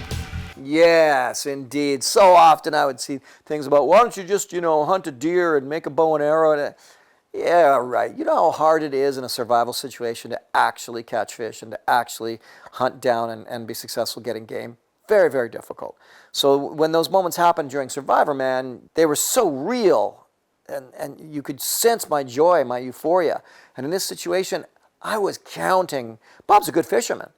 Not as good as me, but he's a really good fisherman. I was really counting on him to get something, and he became every bit as frustrated as I was. It's like, yeah, you see? It's a lot different when you're not using your beautiful rod and throwing the bait out where you need to and playing the bait and all that. You're just tossing it out, little salamander on one hook. Different story. What was once bait Is now dinner. is now dinner. Look at that. That's right, he tried fishing with the frog as bait first, and it didn't work. So it's getting so pathetic. Well, all right, let's eat the frog. Our sarsaparilla that I picked earlier, cook it up just like spaghetti, give you some starches and nutrients. It's actually got a good flavor to it. Yeah, that's good. Well, maybe just wild frog, but it's cooked. Isn't that good? Oh my goodness. That's some actual meat. Oh my goodness, that's so nice. Even a little frog just makes a big difference. Okay, so both Bob and I are kind of, if you can feel it, kind of going low energy here. And there's no question about it, it's just a lack of food. A lot of hiking to get here, setting snares, fishing, hunting, and it wears you right down. I think the biggest danger at this point, though, is going to be the possibility of hypothermia. It's cooling down. If we get a night of cold rain, that's going to be tough. Tomorrow, the local search and rescue will be notified of our situation and will be mobilized into action to see if they can find us in these miles and miles of thick northern bush. So they'll have their jobs cut out for them. So that was the plan, was, okay, we'll be out there doing our survival thing, and on a certain day, I think it was day 5 or whatever, we will put the word out to see, we'll have the search and rescue team, will be given a little bit of information, and then they have to go on it. Now, there is a difference in search and rescue teams up in Canada versus the United States. In the United States, it's a large percentage of volunteers. There are also volunteers in Canada, and you can get involved, but there's also a large contingency of police officers. I don't know if they would be off duty or not, but they have their organization of search and rescue, but the majority of it are cops. In this case, it was all cops. This is the other advantage of being 2 people. One of the things we can do is I can take, hey Bob, why don't I flank left, you flank right? Yeah. See, this way, if Bob flanks on one side, I flank on the other. Well, essentially at this point, we are just hunting, but the fact is, even when you're lost, even when you have to survive, we've got to get something. And we can increase our chances if we maybe spread out. But the reality is, I think we always got to be able to see each other, right? Always keep them in sight. Yeah, so we got to be able to see each other.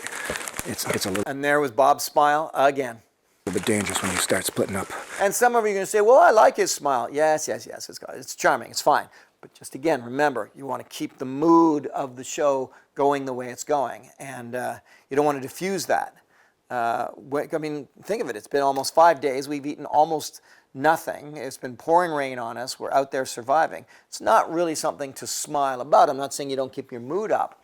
But then again, that was the beauty of being 2 people and not one. You have that camaraderie. So something to smile about, I suppose. I grew up in a survival situation.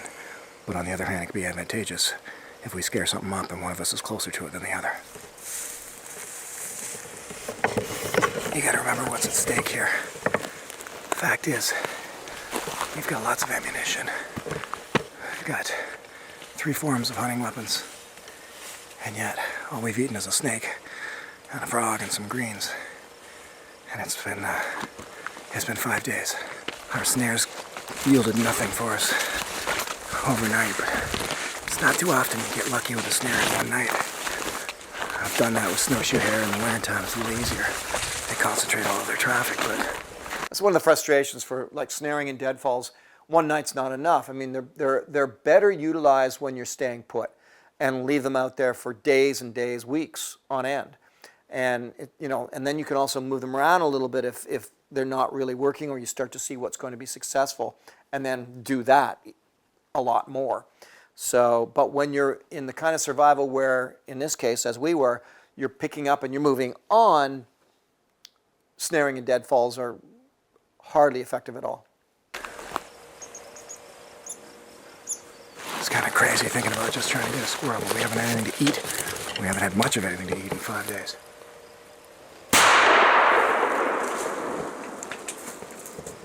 We got dinner. All right, finally, we got some food. There was another scene that we cut out there where Bob says again, we got dinner. Maybe it's coming up. Let me see. Once again, our camaraderie has served to distract our survival focus, and we're being... Nope. Anyway, it was hilarious because he just looked like, all of a sudden, he just looked like this old man. He went, we got dinner. And he's holding it, and we were just cracking up because he just seemed so, I don't know, comical. It was so comical I didn't put it in. being chased by a dropping sun.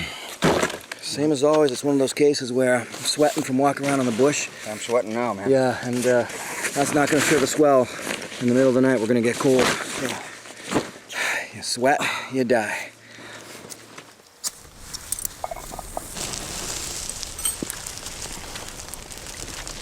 Little break, rain's holding off a bit now. Good fire going.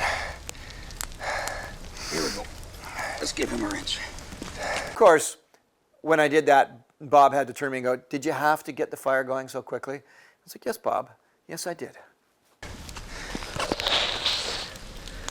sweet fern, a little bit of spruce needles, and I'll throw in some wintergreen as well, so we get another good nutritional warming tea here before this rain really comes down on us.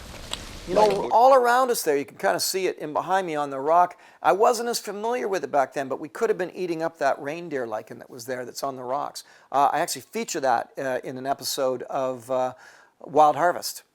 Bushman stew and squirrel a la carte. Well, the squirrel should be just about done, my friend. There we go. Some squirrel egg. Hey, Robert? Cheers, buddy. This is a lot better than a snake, let me tell you. And a little bigger than a frog. Oh, isn't that something? Well, it's not much, but it's the advantage of having, you know, ammunition, the fact that you're out hunting. At least you can very quickly get game that otherwise, if all you have is snares or just your bare hands and trying to make deadfalls, really tough. Everything that we're finished with, we can either keep cooking it up and actually chew on the bones and just get everything out of the bones, the calcium, or put the bones in the hot water, make ourselves a little bit of a stew. Smell the wintergreen. Oh, you can too. Isn't that something? It's just amazing. Actually, wintergreen stuffed in the squirrel. Yeah. You might be And the aroma coming out of that is beautiful. Might be surviving. Doesn't mean you can't be enjoying your food. Can you imagine 5 days no food, and now someone gives you cooked squirrel meat to eat? Yeah, it's going to taste awesome. And it did. It does every time.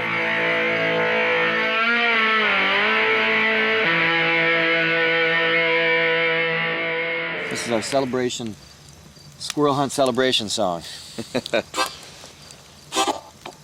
Join in.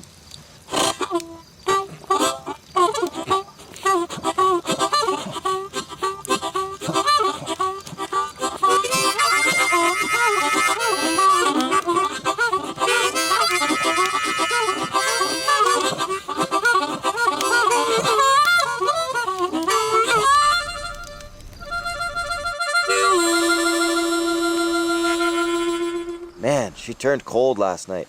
The sky cleared out, and we're left with a beautiful blue sky day, but as soon as you see those stars come out at night and you're wondering whether or not it's going to be warm or cold, it's going to be cold. See that? Ice. So it got frosty no matter what, and it's going to get frosty again tonight. We better take a little better care when we stop for the night, unless search and rescue finds us. All on one camera here. Bobble, stay up front.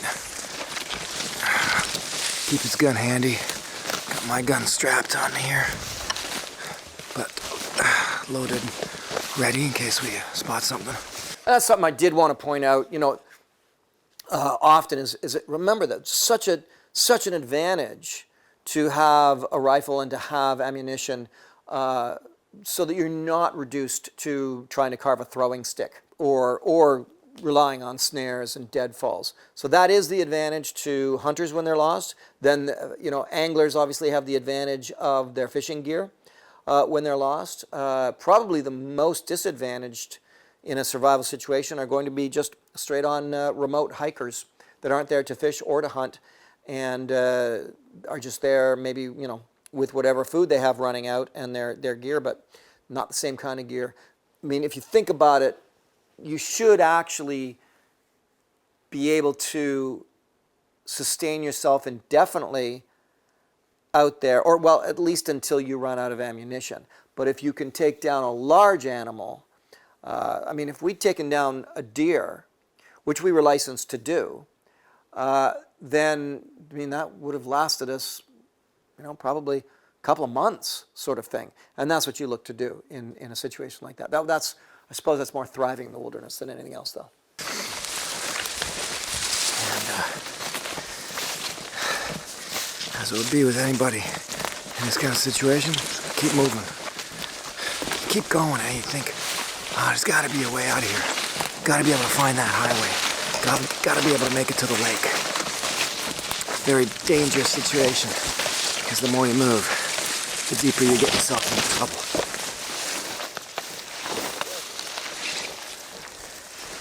It's getting pretty wet here. There's rock and everything over there. You see all the rock and everything? Let's see if we can cut in there, see if we can I'll go cross back over. and just go around. Since we want to keep heading in this direction behind us here to get away from the water down there. If while you're walking, just keep, you know where the sun is now, face the direction you want to go, think about where the sun hits your head, and keep the sun on that spot of your head, so keep going straight. Yeah. At least for an hour or so, and then you know the sun's moved a bit. You allow for that, but for now, turn the right direction, keep that sun on that spot, and just keep walking, and we'll stay straight. That's a great little tip, by the way, for staying straight in the forest if the sun is shining. Remember, that's a very big if. Doesn't work on a cloudy day. You get that sun, and the sun's hitting me right there. Okay. Well, it's not there anymore. Oh, no, it's too, okay. There it is. Okay. So if I can keep that like that while I walk, I can walk in a straight line. Yeah, he is here. We keep hitting nice little rock ridges, but at the same time, this sphagnum moss, little depressions in between them, pretty wet and pretty hard walking. Marsh after marsh. While Bob and I look for a lake with a clear opening to set off a signal, the search and rescue has begun. We have two missing hunters. Been gone for a week. The initial task will be to try to locate the ATV, and for that we'll use a helicopter and just start from here and work the trails out. Launch the boat at the landing over here and just patrol the shorelines of the lake. And once we find the ATV, we'll get you on ground. These guys take this stuff serious. Now, my hope in doing this was that they wouldn't find us right away. Not because I was trying to stage it too much, but more just because I wanted to, play out the search and rescue component longer in this particular episode. So that was my hope, is will they find us today, or will there be an overnight and we have to pick it up again in the morning? I love the search and rescue episodes. I mean, when I remember when our first one was with you and Bob in Temagami, and I thought that was an awesome episode. It had a really great edge to it. I thought it was really cool to do, and with the helicopter, the search and rescue there, and also, the other one was the in California. Sierra Nevada, yeah. That was another, it was real fun to do because you can do a lot of really fast, action-packed editing, which is super fun. It's almost like a chase scene in a movie. Bob and I finally made it across the swamp. What's going to slow down search and rescue and trying to find us, if indeed we're walking in the wrong direction, away from them? Number one, well, this is Survivorman. They got a camera crew following them. That's going to slow them down. Number two, this bush is thick, and a search and rescue crew must think of their own safety first. The last thing they want to have happen is to have a couple of rescuers out there with a snapped ankle or slashed open eye or something like that. So they've got to take it steady, but safely. Now we weren't really certain, so we have this whole scenario happening. It's the 6th day for Bob and I. We're hungry. We're a bit lethargic in our energy because we haven't got any food in our system. And we know that they're setting up to try to start looking for us. They've been given little bits of information, basically just that we are two hunters. We went to this area and we have not reported back. And that's all, if I remember correctly, that's all they know. And of course, the commander wanted to know where we were actually going to be, and I wouldn't tell him. I was like, no, this has to be real if we're going to do this. Every time I've done search and rescue, the commander wants to say, well, I'd like to be in the know of exactly where you guys are. And I've had to say, well, we can do maybe something. Now, I couldn't do it back in this point, but maybe now we could do something where I've got a GPS tracker going to just my crew or something like that, so I can assure them that we're safe. They're thinking of liabilities and stuff like that.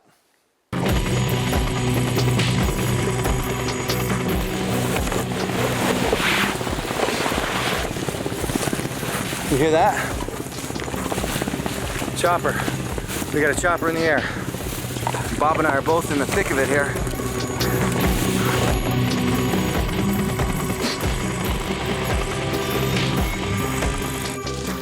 We look up. There's just no way that Bob and I can be seen down in this thick bush. I mean, we've been walking and pushing through tiny little rock outcrops mostly. For the most part, it's just thick thieves down here.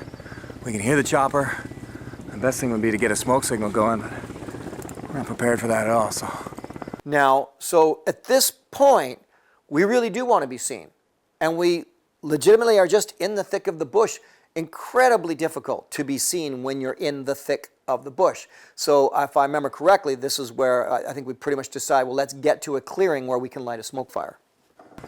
I'll just keep moving. Besides, chopper's been all around, but it has not come close to us yet, okay? No, I'm they're suggesting, way- yeah, it hasn't come within probably 5 kilometers of us yet. He's way... And that's the thing. You can hear choppers all around you, but a chopper actually going overhead and being able to see you, that's two different things. And many people who've been lost have said, yes, yes, yes, exactly that. They've heard planes, they've heard choppers, they've heard people, boats, but they're trying to be seen, and these searchers go right past them. It's tragic. way over there.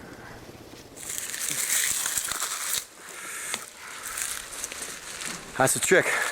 In a survival situation like Bob and I are in, you see tinder, good tinder, you grab it while you go. You don't wait till you get to the spot where you're going to survive, because you could get there and not see Birch Tree for miles. The search and rescue squad is certainly taking this seriously. For them, not finding us by nightfall would be considered a failure. And these guys don't fail. And there's no sighting of either missing people, so they're still outstanding. All right, so Bob and I have actually come upon a trail. This trail could take us right out of here, or it could go a long ways. It could be a simple hunting trail, miner's claim, who knows. And we're hit right on the middle. We've hit it right in the middle, so which way do we go? You want to try north? I think we try north. We're going to try north at first. Without even realizing it, we're putting even more distance between us and the rescuers. See more flagging up there.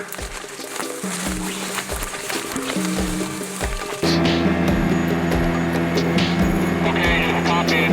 November 17 Tango, Alpha November 039. These search and rescue men and women are among the best in the world. They have to be to work in some of the thickest forest on the planet. They're highly trained specialists, and whether trying to find a lost hunter, a lost child, or an escaped convict, they take pride in their efforts.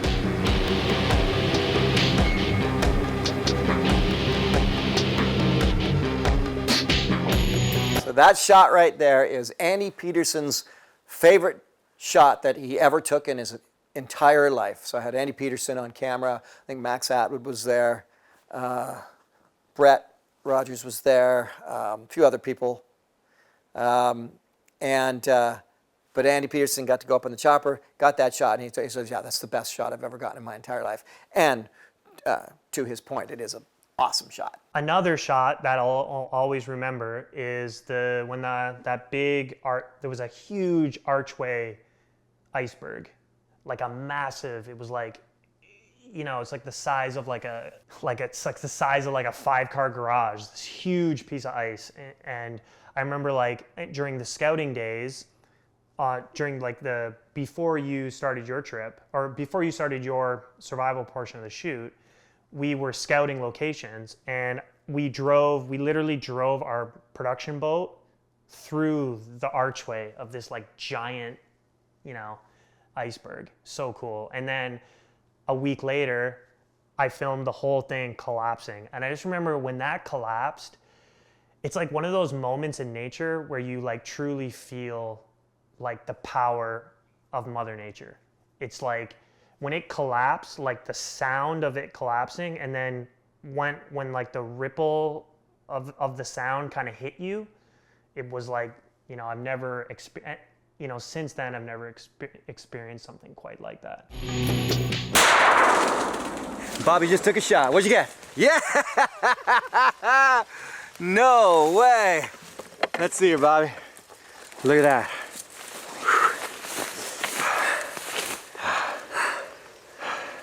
That's a male, eh? Isn't that something? Have we got a dinner now? Okay, therein lies the difference. Bob was up front and he was ready. He had the gun ready the whole time. The only reason I don't, for one, is he's in front of me, which is dangerous. You want to be real careful. And the other one is I'm running the camera. And grabbed ourselves. Hey, Bob, you bagged another one. Oh, baby. Another dinner. This is going to be so good on a spit. This is going to make the whole deal right there. Now, let me tell you something. Oh. I've always said the fact that when you go out hunting and go out fishing, reality is, that's not a big deal. You get skunked or whatever. But what you've been surviving, we're on 6 days now without food, or at least we've had a snake and a frog and that little squirrel. They don't cut it. This is where it's at. This is amazing. Bob's doing a quick feathering. Why don't we keep moving? Keep following this trail. Take, gut her, and we got our meal for tonight. Figure, you want to eat it up quick? And I've got some pretty good energy here. I'm all right. So let's we're good. keep going while I'm keep not going, and we'll have it tonight starving. when we stop. All right. Yeah. Unless search and rescue finds us first.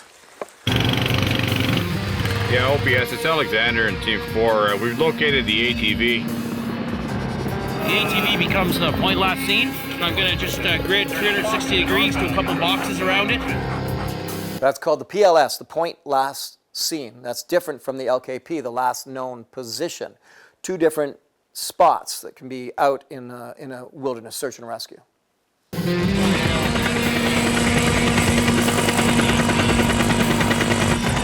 Where that chopper just took off from would be known as an LZ, landing zone.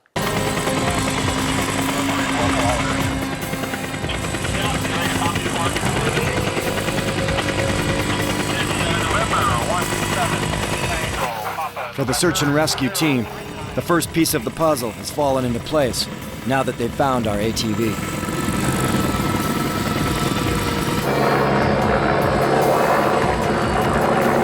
That's a needle in a haystack trying to find us down here. That chopper's up in the air looking for us. I feel sorry for him because there's no way you can spot us down here in this thick, and we cannot find a clearing. It's just thick bush all the way. And as it is, we found a nice little trail here that we're taking. We got a shelter bridge. It's just and that's sweet. The big shelter rock too. We make a shelter here. It's one of the things about making a shelter. You do it in the thick of the bush, you're making a shelter out of bush, you're the most camouflaged you could possibly be. You'll never be spotted. So if we can get ourselves out in the open, hang up our orange hunter vests, or even wave them if somebody goes by, get a fire going, the smoke, we're much better off. And that's what Bob and I are attempting to do right now, is to get to the open, to get to the big lake, do that while the chopper's still in the air. Not too many hours into the search and rescue efforts, the squad continues to find evidence of our trail, and their confidence and efforts are cranked up a notch. Billy found a piece of crumpled up paper, not too weathered, on the edge of this dry swamp where we're at. These whole searches, it's just like a big crime investigation or a big puzzle. Helicopter's gone. So, we ever called him off? Or he's just circling elsewhere. But it's tough going. We've lost our trail now. We had a trail, and we've lost it. Something we didn't realize was that there was a team behind us on foot the entire time. While we were walking fast and pushing hard to find a clearing by a lake, they were trying to catch up to us. So we were effectively putting distance between us, which made the search and rescue turn into something that looked more like a manhunt. And that is some truth right there spoken, because in fact, right in the middle of it, at one point, I remember saying to Bob, I think they're going to find us today. And I remember thinking, I kind of didn't want them to. I want them to find us tomorrow, but damn, these guys are good. They're fast. So we picked up our pace because we did want to get to a clearing so we could set up a smoke signal, and I wanted that to be seen. The chopper sees it. It would just been a great, I was thinking like a filmmaker actually at this point. And so we actually then, we stopped ourselves from going towards where we thought they might be, where we thought we might have heard some sound. And we were going on purpose away from them. Now this didn't go unnoticed by the Search and Rescue Command. At one point, the chopper spots our just little tiny, like from the sky, spots our footprints in a swamp and says to the command, "It looks to me like they're running." And the command officer says off camera, actually I think we filmed it, we couldn't put it, we didn't put it in the show. And he goes, "All right, everybody," it's like I'm paraphrasing, but "All right, everybody, close in. We got a manhunt." He totally flipped. He said, "You know what? I think this guy's," basically he thought I was jerking him around, which I kind of was in a little bit because I was trying to not be found so soon. And so he said, "No, we got a manhunt. Go for it." And then Bob and I, it was like Bob and I sensed it in the bush. Our adrenaline picked up. And I swear to God, it felt like we were fugitives from the law. And it became like nervous, like we had butterflies in our stomach. It just got weird and kind of fun. First thing was 2 searchers on ATVs that located the ATV, and from there we pulled them back, sent the canine unit in, had the chopper overhead, and between the 2 of them they're kind of leapfrogging from one clue to the next. The chopper's been able to pick off some footprints in swampy areas and then direct the canine into there. And at this point right now, it seems like our canine unit has a fairly decent track on them. Right, we got 2 brand new arrows. Bob had dropped a couple of his arrows, and the SAR team had amazingly found them in the middle of the thick bush. Let's do a tally there for a second. They found a crumpled piece of paper, dropped by Bob. They found the shell casing from Bob getting the grouse. And now they found 2 arrows that Bob dropped. We're in the, you saw the aerials. We're, ostensibly in the middle of the Temagami nowhere. And these guys are so good that they're able to find these small items. I mean, if they'd walked 6 feet to the right or to the left, they wouldn't have spotted the arrows, but that's how good they are. He's right over top of us. We're still in the thick of it here. We can't get to a clearing. Flash him or wave an orange flag, because this bush is so thick. We got 2 spent 410 cartridges. Cartridge here looks to be completely plucked. There's all the feathers on the ground. Carcass is missing. Over. I forgot they found that too. They found everything in the middle of the forest. That's some great sleuthing, great search and rescue. All right, Bob and I finally come to an opening. Got a lake here.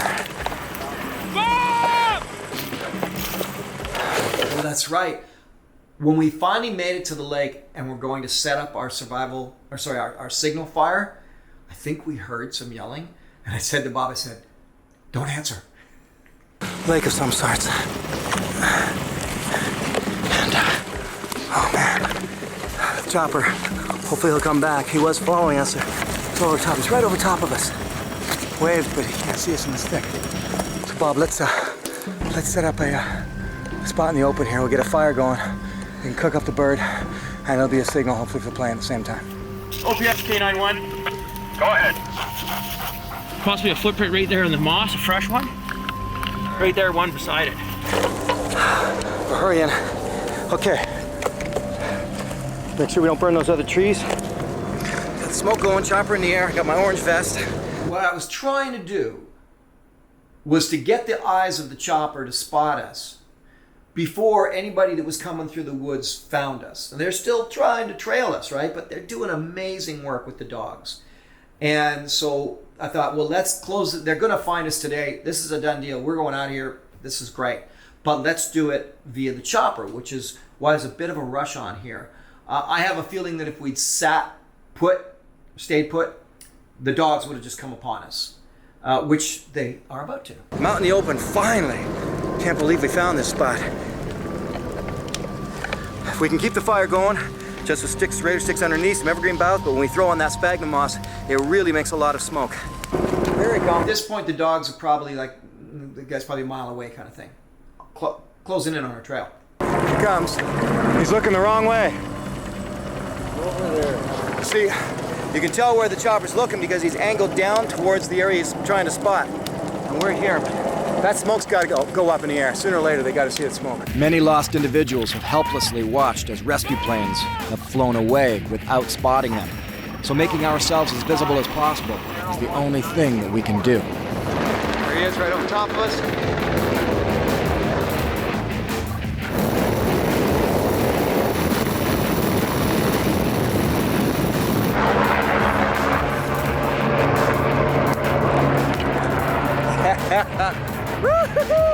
Search and rescue is still one of the most exciting things ever on occasion, and I highly recommend you get involved with your local search and rescue.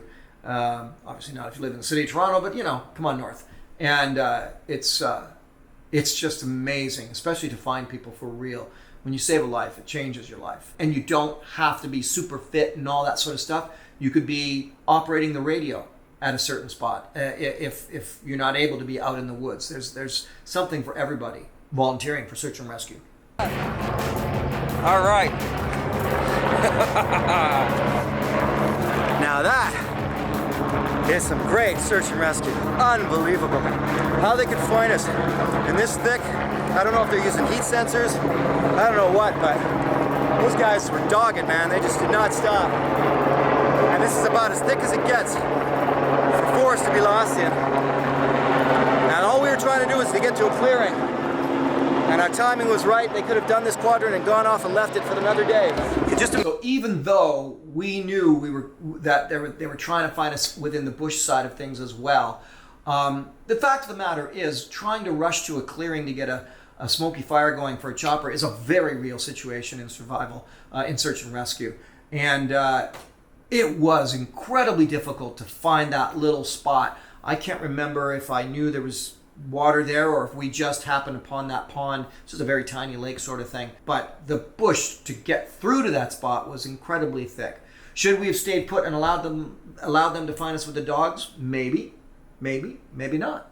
They might have not found us that way either. We really don't know. But it was certainly exciting to have the chopper spot us from the air. Imagine how hard it is to search for someone in a situation like this. They don't know if we're not down in the middle of the forest with a broken leg, immobile, can't get out on our own speed.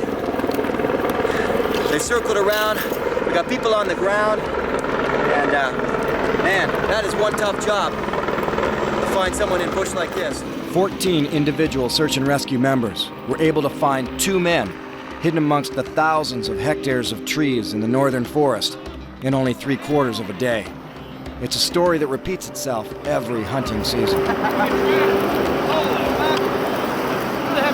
So that right there was actual and real surprise. I was like busy doing my little thing and talking to camera and setting the camera up, trying to film the chopper, and all of a sudden there's a dog sniffing me from behind, and it was the search and rescue guys. So they weren't that far behind us. Because we didn't even get a chance. We were hoping to like cook up our grouse sort of thing. And I was thinking how the whole show could kind of end. Oh, we'll cook the grouse and we be found. Maybe it'll be the next morning. No, these guys were basically too good. Often the greatest issue facing people who love to hunt, fish, and adventure in the wilderness is overconfidence.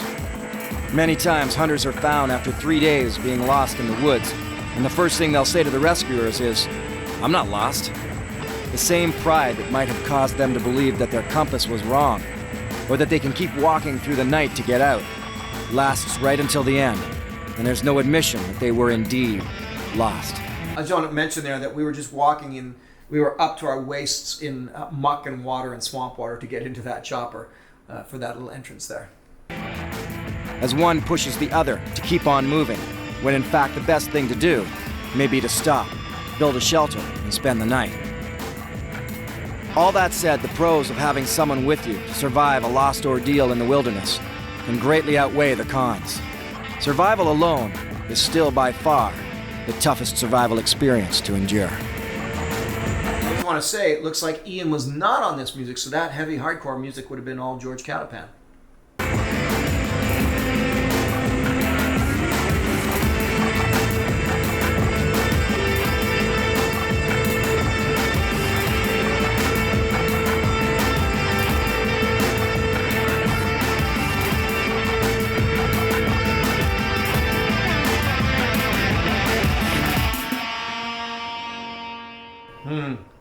So there you have it. There's the Temagami hunting episode with RJW, Bushman Bob, and some more behind-the-scenes stories of what's going on there.